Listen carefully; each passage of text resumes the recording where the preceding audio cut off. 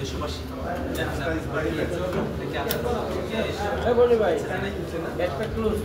ঐক্যমত্য কমিশনে সংস্কার নিয়ে দর কষাকষি চলছে এবং পরিস্থিতি এই জায়গায় এসে দাঁড়িয়েছে বিএনপি বা তার সঙ্গে যুক্তিগত দল এই দর কষাকষিতে তারা যখন কোনো একটা বিষয় ছেড়ে দিচ্ছে বলে মনে হয় তাহলে সেটা একটা পাওয়ার পার্টি বা বিএনপি তারা তাদের দলীয় স্বার্থ ছেড়ে দিল এরকমটা বলে উপস্থাপিত হয়।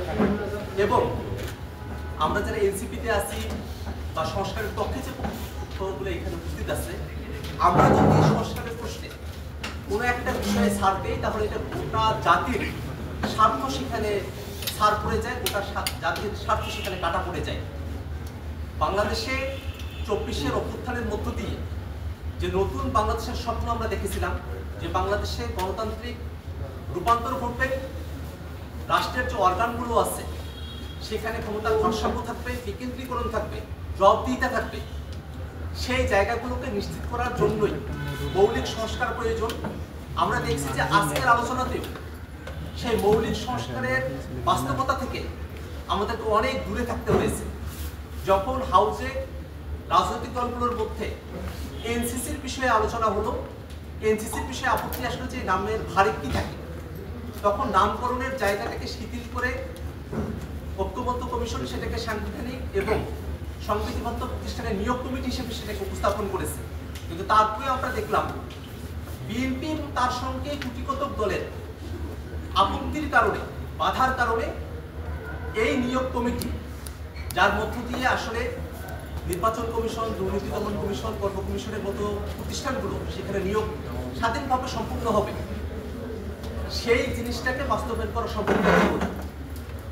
একই সাথে আমরা দেখি উচ্চকক্ষের আলোচনা যখন এসেছে, প্রায় সবগুলো রাজনৈতিক দল উচ্চকক্ষে ভোটের অনুপাতে তারা পিআর সিস্টেমে সেখানে প্রতিনিধিত্বের কথা বলেছে। কিন্তু আমরা দেখলাম যে সেটাও আজকের যে হাউস সেখানে বাধার মুখে পড়েছে। সংবিধান সংশোধন সেটা যেন এক দলে না হয়ে যায়, একটা দল চাইলে যেন সংবিধানকে সংশোধন করে ফেলতে না পারে, যেটা আমরা অতীতে দেখেছি। এই কারণে সংবিধান সংশোধনের জায়গাটাকে আমরা প্রস্তাব করেছি যে নিম্নপক্ষে 2/3, উচ্চপক্ষে 2/3 এবং বিশেষ বিশেষ কিছু আর্টিকেলের ক্ষেত্রে সেগুলোকে গণভোটে গিয়ে তারপরে সংবিধান সংশোধন হতে হবে। কিন্তু আমরা দেখছি যে উচ্চপক্ষেও 2/3 মেজরিটিতে সংবিধান সংশোধন করা হবে, এই প্রস্তাবের পক্ষেও বিএনপি সহ অন্য কিছু রাজনৈতিক দল তাদের মতামত আমরা পক্ষে দেখছি না। সব মিলিয়ে মনে হচ্ছে যে মৌলিক সংস্কারের জায়গাটা বিএনপি এবং তার সঙ্গে সমমনা কয়েকটি দল তাদের কারণে আসলে আটকে আছে। আজকে ঐক্যমত্য কমিশন এই দলগুলোর কাছে আবার আহ্বান রেখেছে তারা যেন তাদের ফোরামে আলাপ আলোচনা করে এই প্রস্তাবগুলোর সঙ্গে তাদের একাত্মতার জায়গাটাকে তারা পুনর্বিবেচনা করে।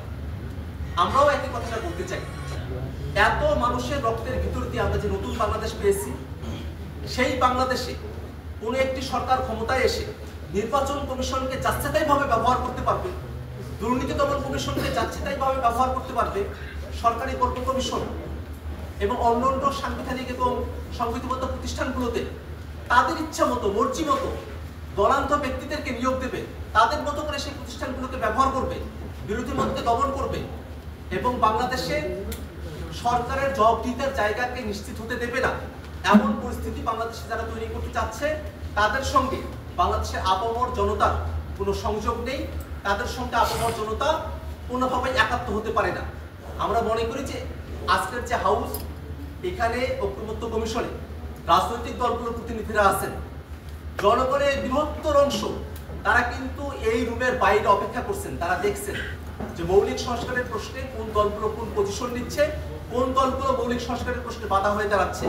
আমরা রাজনৈতিক দলগুলোর কাছে আহ্বান রাখবো, জনগণের মতামতকে বুঝে, জনগণের প্রত্যাশার জায়গাকে বুঝে এবং বাংলাদেশে যাতে আর কখনো কোনোভাবেই কোনো স্বৈরতান্ত্রিক, কোনোভাবেই কোনো ফ্যাসিবাদী শাসন কাঠামো বাংলাদেশে প্রতিষ্ঠিত হতে না পারে, সেই কারণে মৌলিক সংস্কারের প্রশ্নে তারা যেন একাত্ম হন, এই আহ্বান আমরা রাখতে চাই।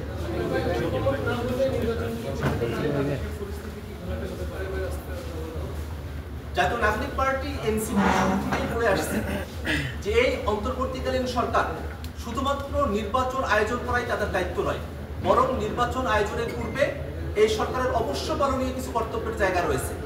জুলাই ঘোষণাপত্র প্রণয়ন করা, মৌলিক সংস্কারের ভিত্তিতে জুলাই সনদ ঘোষণা করা, বিচারকে দৃশ্যমান পর্যায়ে উন্নীত করা এবং নির্বাচনের জন্য লেভেল প্লেইং ফিল্ড বা মাঠ পর্যায়ের প্রশাসনের নিরপেক্ষতা নিশ্চিত করা।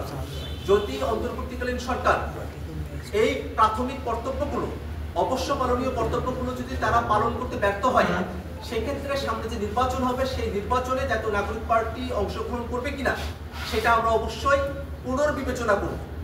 এবং একই সাথে আমরা মনে করি যে বাংলাদেশে নিছক একটি নির্বাচন আয়োজন হওয়ার মধ্য দিয়ে শুধুমাত্র ক্ষমতার পরিচালকদের পরিবর্তন হওয়া, ক্ষমতার কাঠামোকে অক্ষুণ্ণ রেখে সেটা কোনোভাবেই আমাদের প্রত্যাশার জায়গা নয়। আমরা চাইব বাংলাদেশের জনগণকে সাথে নিয়ে মৌলিক সংস্কারকে বাস্তবায়নের পথ আমরা অন্বেষণ করব। আপনারা বলেছেন ৩ আগস্ট আপনারা জুলাই বৈষম্যবিরোধী ছাত্র আন্দোলন এবং তৎকালীন জাতীয় নাগরিক কমিটি সহ জুলাইয়ের পক্ষের শক্তিগুলো গত বছর ৩১শে ডিসেম্বর জুলাই ঘোষণাপত্রের দাবিতে জাতীয় শহীদ ময়দানে আমরা একত্রিত হয়েছিলাম। সরকারের তরফ থেকে সময় চাওয়া হলো যে রাজনৈতিক দলগুলোর সঙ্গে আলাপ আলোচনা করে ঐক্যমত্যের ভিত্তিতে জুলাই ঘোষণাপত্র প্রদান করা হবে। ১৫ দিন, তারপরে ফেব্রুয়ারি মাসের অর্ধেক এবং সর্বশেষ আওয়ামী লীগের নিষিদ্ধের যখন আন্দোলন চলছে সে সময়টাতে আরো ১ মাস সময় চাওয়া হলো। সে সময়কাল গত ২৫শে জুন শেষ হয়েছে, কিন্তু সরকারের তরফ থেকে এখনো পর্যন্ত জুলাই ঘোষণাপত্রকে বাস্তবায়ন করার, জারি করার কোনো উদ্যোগ আমরা দেখতে পাইনি। সে জায়গা থেকে আমরা বলেছি যে যদি সরকার এই সময়কালের মধ্যে জুলাই ঘোষণাপত্র জারি না করে, তাহলে জাতীয় নাগরিক পার্টি এনসিপি সহ জুলাইয়ের সকল পক্ষকে সাথে নিয়ে আমরা ৩রা আগস্ট জুলাই ঘোষণাপত্র আমরা পাঠ করব। আমরা মনে করি যে এই আলোচনার সঙ্গে এই আলোচনার যে জায়গা সেটা হচ্ছে সংস্কারগুলোকে একটা জায়গায় নিয়ে এসে মৌলিক সংস্কারের মধ্য দিয়ে জুলাই সনদকে বাস্তবায়ন করা। জুলাই সনদ এবং জুলাই ঘোষণাপত্রের মধ্যে বেসিক ডিফারেন্স রয়েছে। জুলাই ঘোষণাপত্র হচ্ছে ২৪শের যে অভ্যুত্থান সেটাকে স্বীকৃতি দেওয়ার একটা দলিল এবং সেটা একটা ডিফারেন্ট ডকুমেন্ট। অর্থাৎ ওই ডকুমেন্টের সঙ্গে জুলাইয়ের যে সনদ বা জুলাইয়ের যে এখানে সংস্কারের জন্য ঐক্যমত্যের কার্যক্রম চলছে সেগুলো অঙ্গাঙ্গিভাবে জড়িত নয়, সেগুলো মোটা দাগে ডিফারেন্ট ডকুমেন্ট এবং সেগুলোকে ডিফারেন্টলি এক্সিকিউট করা হয়েছে।